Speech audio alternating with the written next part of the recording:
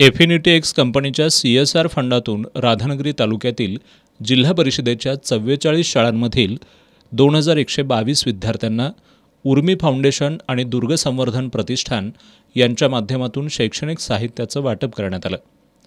यावेळी बोलताना affinity एक्सचे manager आकाश खामकर यांनी ग्रामीण भागातल्या विद्यार्थ्यांना शिक्षणात येणाऱ्या अडचणी दूर करण्यासाठी एफिनिटी एक्स कंपनी CSR फंडातून शैक्षणिक साहित्य मोफत उपलब्ध करून देत असल्याचं सांगितलं।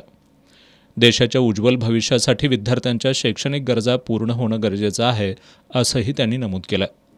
मुख्याध्यापक प्रकाश कानकेकर, उर्मी फाउंडेशनचे संतोष शिर्के, BK पाटील, तानाजी पाटील, दीपक शेट्टी, सरपंच सविता भाटळे, शाळा व्यवस्थापन समिती अध्यक्षा वेल्ला निल्ले, उपसरपंच मुरगुडे दीपक शेट्टी, आकाश सोकासने, दर्शन तळेकर यांच्यासह शिक्षक आणि विद्यार्थी यावेळी उपस्थित होते।